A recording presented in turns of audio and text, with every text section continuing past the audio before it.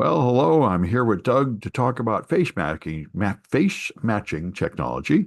It is October 11, 2024, Friday. But the first one I've got is sort of a comical one. Um, the Brian Krebs has a long story about these Lamborghini carjackers. So this guy and a young guy and a few pals executed a sophisticated phone-based social engineering attack, and they stole $243 million worth of cryptocurrency from a victim in Washington, D.C. And then they started flaunting their wealth. They would spend like $100,000 at a bar on stuff and hang out in strip clubs and drive fancy cars and just make it incredibly obvious that they were very rich. So another one of the people on the edges of this group decided to kidnap their parents and hold them for ransom, but they did it incompetently, and their van broke down and the cops found the parents duct taped in the back of the van, and it's the usual sort of collapsed, you know, caper that would make a good comedy movie. So anyway, but it So shows, when the usual stuff where these online crimes do leak over into real world crimes. so when did this take place? I think the actual heist of money took place in August of last year, and also the carjacking took place last year, apparently. So okay, so this is Late in the from two. afternoon. Wait a minute. No, this year. Yeah, in the Oh, afternoon of August 2024. Yep. Though the carjacking took place this year. But I think the cryptocurrency thefts took place last year. Oh, no, in August. I'm sorry. Now I see it. It was all in August of this year. The way he phrased it, he made me think it happened in August of last year. But now that I look at it, apparently all this happened very recently. so there was a theft of cryptocurrency Yeah. Which in the you hardly even notice when those go by. There's so, yeah, and and that was in the millions, hundreds of tens of millions, 243 million. 243 million. Yeah. And what is it? August, September, October. So it's 2 months ago. And shortly after that, somebody kidnapped their parents briefly. So, So, but was that one of the people that stole the crypto, or an oh, more associate? crooks. Yeah, some of their pals, saw how Oh, rich they were. I Said, these see. guys are so rich, I bet I could get some money out of them by kidnapping their parents, which they probably could if they could kidnap their parents more efficiently. Anyway, Yeah, interesting. and also in the world of cryptocurrency, there was a HBO documentary, another one, claiming to identify Satoshi Nakamoto. And the reason why anybody pays any attention to this is the guy who did successfully figure out who Q of QAnon was. So the same documentary filmmaker came back and said, now I figured out who Satoshi Nakamoto is, but apparently the evidence is really indirect and unclear, and the guy totally denies it. So it sounds like it's just another complete boondoggle like the last one. There's been two or three of these. I think Newsweek actually published a front page story saying they found Satoshi Nakamoto, and it turned out to be the wrong guy.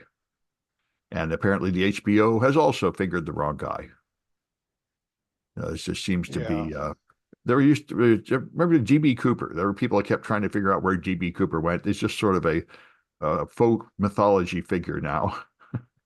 Yeah, so for those who don't know, DB Cooper was one of the was an early hijacker from, I think he hijacked a plane that wasn't Southwest, maybe And somehow he TSA. jumped out of the plane with a bag of money. Yeah, and what's interesting is it actually isn't DB Cooper, because the real DB Cooper turned out is a lookalike, and he wasn't even close to being on the plane. But the way it worked out was, it was November or winter. It was over Oregon, Yeah. and at that time, the rear stairs of the planes could be lowered in flight, and so everybody was off the plane. He was given four parachutes, and the reason for that was because he felt that if they were rigged, or if he got one that it may be defective, and that way he could inspect anyway. So they're flying over Oregon. They're slightly off the normal path, but they're at about 10,000 feet. And DB Cooper was wearing a white shirt with a tie, short sleeve shirt, jumps out. And the way they know that he jumped out was the weight of the plane changed. because he was the only one on board. He was at the very back of the plane. And as soon as he would have left, it would have upset the weight and balance of the plane. And so it would have started, let's see, diving, right? We go up, yeah, it would have go into a slight dive.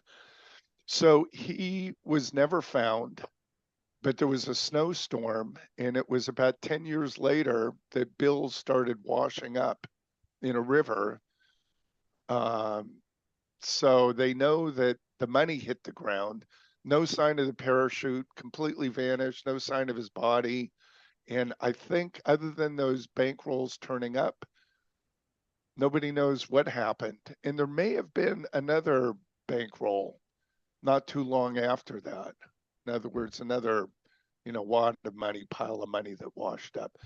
Yep. So just like buried treasure, there's all this money sitting on the blockchain and an endless Yeah. series of people trying to find the key. Yeah.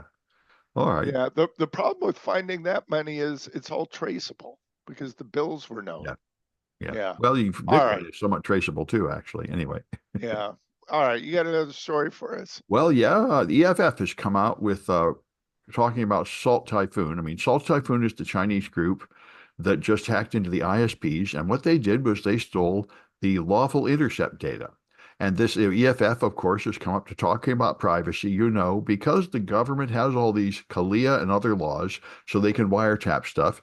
The ISPs have set up special servers to make it easy for law enforcement to access tons of data about the subscribers in response to court orders, supposedly.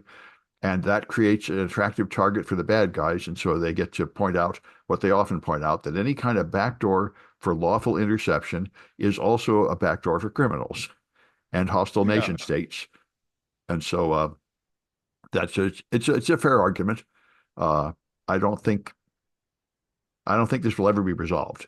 Law enforcement and government always has pressure to spy on things, and the privacy advocates want to stop it, but that does create a weak spot. Yeah. Yeah. So Yeah. Yeah. Yeah. Well, that's always been the argument. And once the key is out, the key is out. that's right. And so, but on the other hand, the government does have somewhat of a good reason to spy on things, to do things like stop terrorism and fight crime. So it will never stop. There will never be, anyway, there's just going to be push back and forth on this stuff. Yeah. And as we all know, how do they get these laws passed?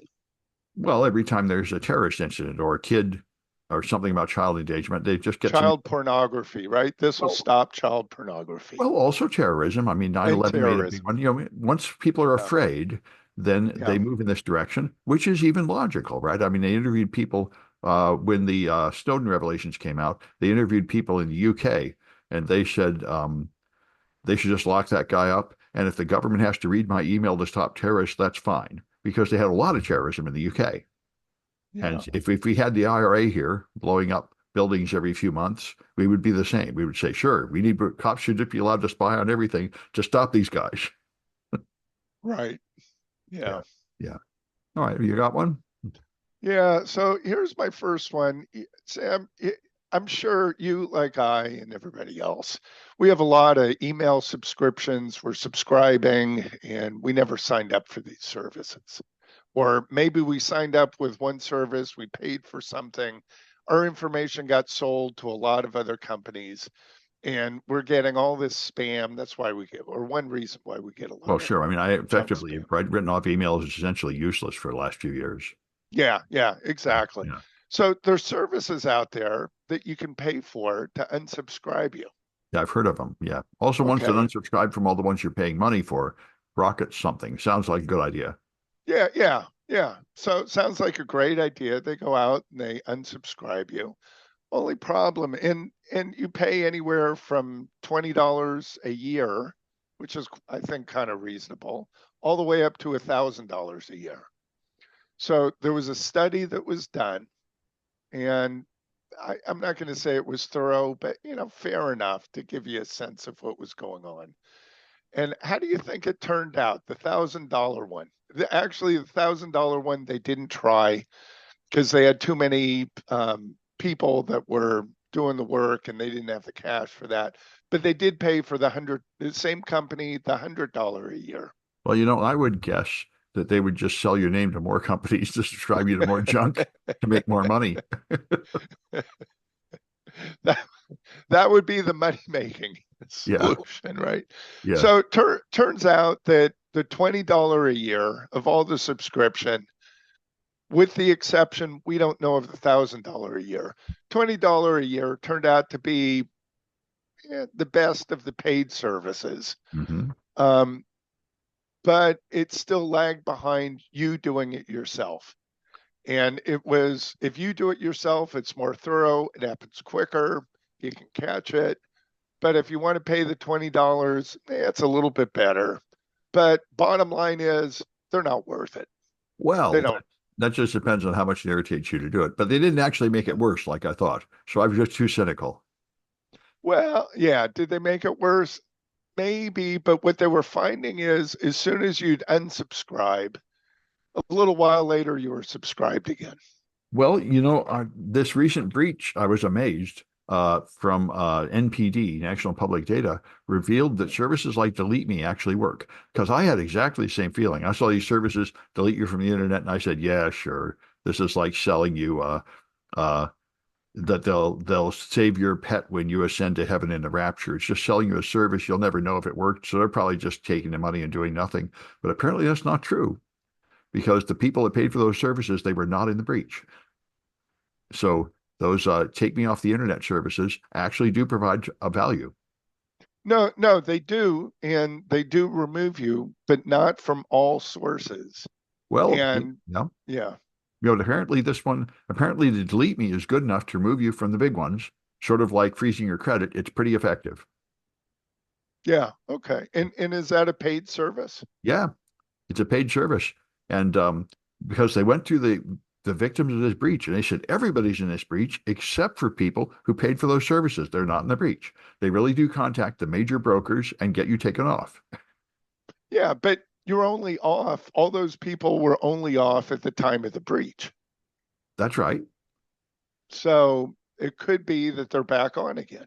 It could be. So Yeah, maybe okay. and I think that might be part of the service that they keep taking you off over and over. I'm not sure Oh, exactly. they do. Yeah, they do. Yeah. Yeah. But apparently there is some value in that. You would have not been Yeah. exposed by this one breach, and that's a measurable benefit. Yeah. Well, yeah, just to be clear, I'm not saying that they don't work. I'm Yeah. just saying that the research was that they were not as effective. Yeah. Well, I'm okay. So, That's the best case in my opinion. yeah. Yeah. So they actually do Yeah. something. Yeah. Okay. Yeah. Yeah. They Yeah. do something. They're Yeah. not as thorough as if you would have done it. They're probably a And lot the more thorough cert, than if I would have done it because I would get yeah. bored and not do a good job. Yeah. Yeah. Yeah. Me too. That's why my inbox is a mess. One of my friends says, I just spent like a few weeks clicking unsubscribe on everything and managed to get my inbox back under control. So I suppose I could do that. I just can't be bothered. All right. What do you got for us? What's Well, another another story? ridiculous one. So Cards Against Humanity is like one of these sort of political stunt joke kind of groups. They make a card game that is kind of a stunt, and they have a new stunt. They have Cards Against Humanity pays you to give a shit. They're taking the personal data obtained from a broker and identifying whether you voted in the 2020 election and how you lean politically, and then based on your where you are and what your political candidate your group is, you can then you put information on the website, you promise to vote, make a voting plan, and publicly post Donald Trump is a human toilet, and they will pay you up to $100 for doing that. And the point is to show off how you can just pay people to vote and it's legal. Um, you can't exactly pay them for voting, but you can pay for them for peripheral things like making a plan to vote, promising to vote, Yeah. posting political statements. And in order to sort of dramatize this, they made this program. So how do they know how you voted? They don't. Well, they know how you They voted don't. in the past, apparently. Well, they know your political leanings, which I think from Yeah, like I political see. contributions. Yeah, I see. that's I right. They see. don't know exactly how you voted because you do have a secret ballot. And as far as I know, that has never leaked out. Yeah, and I think there was talk that employers were having employees take pictures of their ballot Oh, that's in illegal. the ballot box. Yeah, I which hope is that's illegal. illegal. I don't know. but I know that that was requested. Yeah, well, I sure hope that's illegal. My Yeah, parents told me back in the 50s they would just have guys paying, or maybe the 20s, they just have guys paying you like 20 bucks or a free beer to vote for the mayor and stuff. right, right, right. And and certainly that's the direction of Citizens United and stuff. What we're really doing is moving back to that level of corruption. They're reinstituting Jim Crow, suppressing the black vote in the South, and just having unlimited money in politics to influence people. So, our brief experiment with real democracy from 65 to like 95 is descending back into what America was before that. Yeah, there's a New York Times researcher, Jane Mayer, who's written a number of books, who's fairly well respected. And she did a review of the Obama election and the Koch brothers. And they had donated close to $1 billion to against Obama winning the election. Yeah. And they also, in their circle of billionaires, got others to contribute too. And they were kind of dumbfounded, if you will, that their money didn't pay off. And as a result of that, what they're doing is they're going to more, instead of presidential elections, elections at the state level and sometimes at the county level. And so they're trying to do their influence at that level rather than at the federal level. Yeah. And they were enormously successful in their long campaign to put in judges that would reverse Roe versus Wade. They made it, Right. but they may have been, they may have failed in the ground shifted under them, so that is no longer a popular thing. Yeah. They Yeah. might have shot themselves in the foot, which actually reminds me of the story I heard about. I just added it the last minute because I heard it on the Pivot podcast. Of the Justice Department is now calling for sanctions against Google in a landmark antitrust case, they say. This is really early days, but there was a decision against Google for monopoly power abuse, claiming that their monopolistic power of search and the fact that they lead back to their own products and stuff um, should lead to Google being broken up. And this is the very early stage of what will be a many-year process of lawsuits trying to break up Google. And just like that anti-abortion thing, I think it's a complete waste of time, complete nonsense, because search hardly matters. Google, they're just getting to punish Google for search monopoly. That's just about the time that search doesn't matter that much anymore. And Google's search product is pretty much destroyed itself anyway. I mostly have to use Bing now because Google doesn't work anymore. So this is what Bill Gates said when they tried to split up Microsoft. He said, "You don't understand. We're running as fast as we can, and as soon as we trip, we'll be sinking down in popularity anyway. This 99% monopoly, we can't maintain it anyway. You don't need to break us up." And I think that's true of Google too. Yeah, it's proving that way, isn't it? Well, apparently they still have a 90% monopoly of search, but the fact is, many more and more people don't use search anymore. They use AI, and Google's way behind on AI because Yeah. of that monopoly on search. So, I guess the people often tell me I sound like a Republican. I feel like the marketplace is solving these problems more efficiently than government manipulation. Yeah.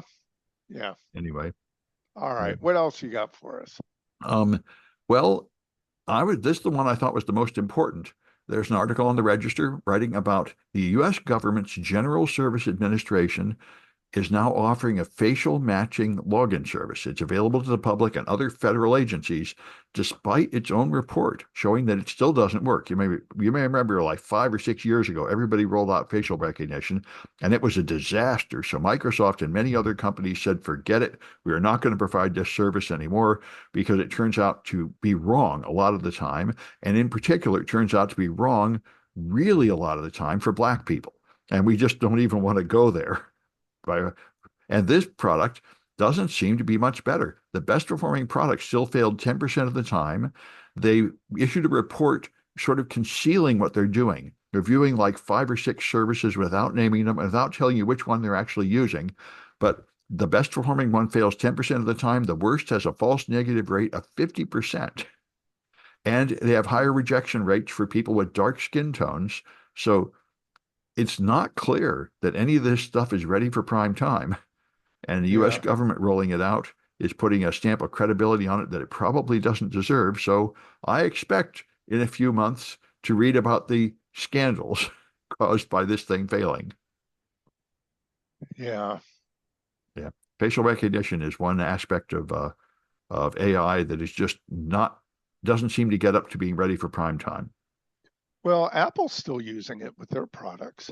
Yeah, and it works pretty well there. Although I imagine I have heard of people tell me that like their child or their sister can open their phone. So I That's haven't tested interesting. that, but Yeah, I wonder how well it works with twins. I imagine, and also it works at funny angles and stuff. It seems to me like it's probably just set to low sensitivity, so it's pretty permissive. Yeah, I believe if you have your eyes closed, if you're sleeping, it won't work. I haven't tried that. I believe, I'm not sure. I remember reading years ago, it's not just a photograph. It's actually scanning a laser to get like a 3D measure of your face, but I'm not sure of that. That's my understanding as well. That would make it a lot better. Yeah, and I think what was going on is Microsoft and others weren't using a laser. They were Right. trying to do photograph. Yeah, Which is I was just hearing on also on the Pivot podcast. They said the Waymo cars, the self-driving cars, are really yeah. quite good, and they're all over the place. I saw one just like a few days ago myself, and people ride them, and they say they drive really carefully and timidly, like a driver that just got their license.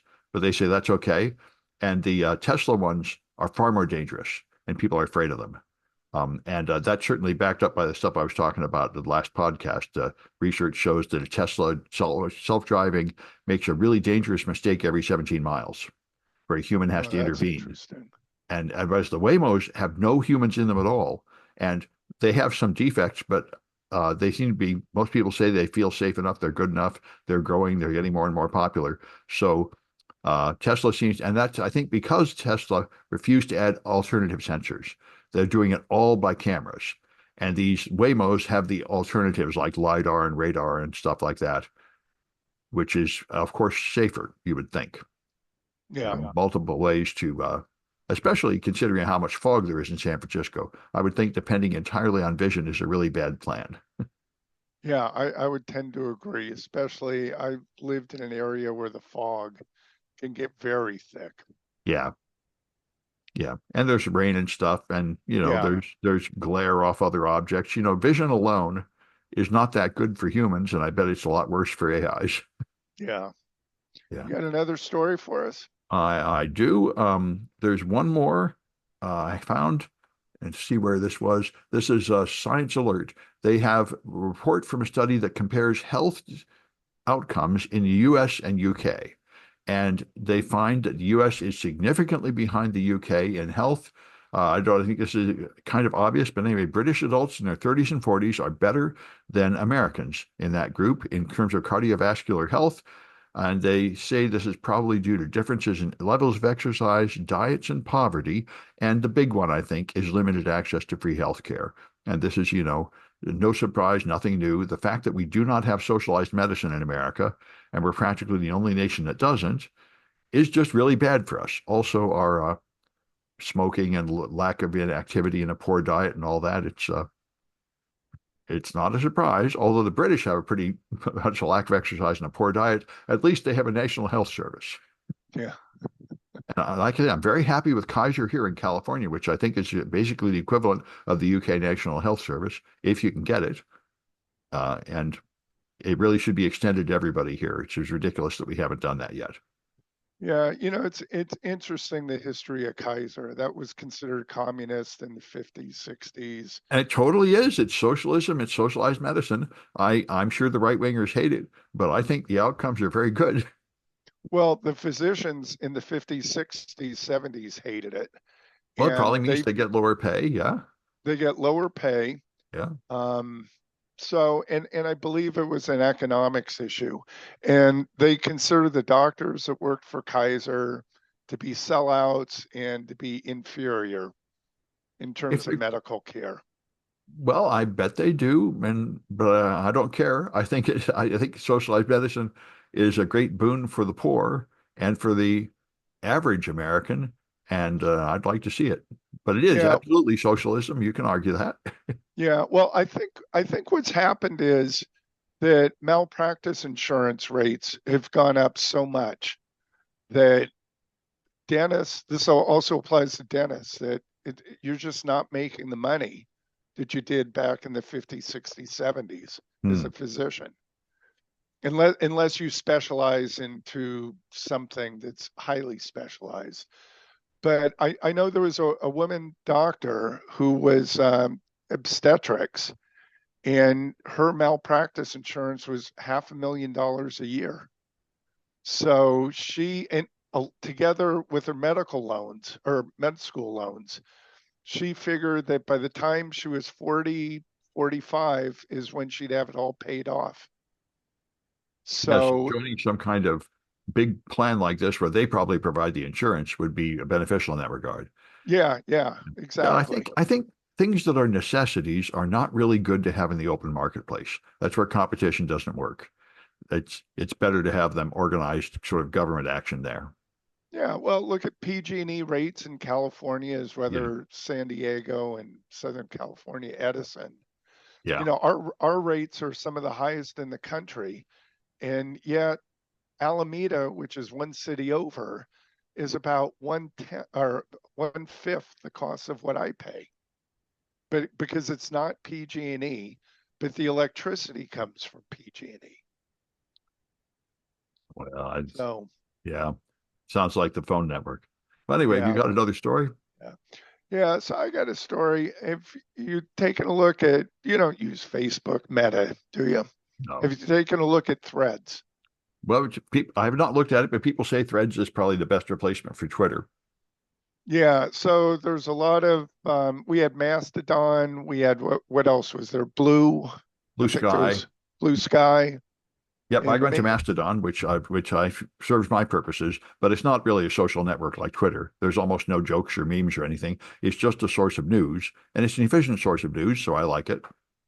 yeah, but journalists say that it's not a replacement for Oh no, Twitter. no. What journalists love Twitter and they still use Twitter because you get Yeah, breaking news and you get all the important people, all the celebrities are on there. So right. if you want to hear what the celebrities are saying, then that's where you go. But I just want to hear what information security professionals are saying, and so I'm on like a specialized website just for that. Yeah. So anyway, the other services haven't really panned out, and Right, let's see, Meta's Threads is not. Um, you're not able to post, but you're able to view, and you're able to like. So in what? other words, in Oh, Threads, I can't post to Twitter or Mastodon, but I can see what's being oh, said there. oh, so they're starting to integrate them. They're starting to integrate, correct. So I can get the feed coming in, but I can't, and I can do a like, but I can't post messages in return Oh, yeah, I'm or surprised you post can do even replies. that as far as Twitter. I thought Twitter was not participating, cooperating with any of these. No, not Twitter, Threads. Right. Threads. I know Threads cross posts to Mastodon. Yeah, because they do use Yeah, the same activity public protocol. Yeah. yeah. And I think also with Blue Sky, but Right. with Twitter, you can read, but you can't post. Right. Read, That like, makes but sense. not post. Yeah. Yeah. And Yeah. that So I kind of mean, makes sense. it would be nice if these things would become integrated like email, where you can, but that it doesn't seem to be in the cards, but it's slowly moving in that direction. Yeah, I would agree. And from the stats I saw, Twitter, or pardon me, Threads has over 200,000 users, Right. which is substantially more than Blue Sky and Mastodon. Right. Mastodon. I know Mastodon is really small. Yeah, Um, and but I think, it's perfect for like a technical group like information security professionals, but it's not very inviting for just random non-technical people.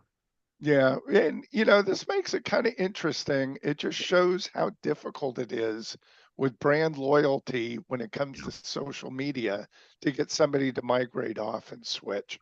Well, and that's why social media suffers from a crowd effect. I mean, you need to be where everybody is. That's why Facebook Right.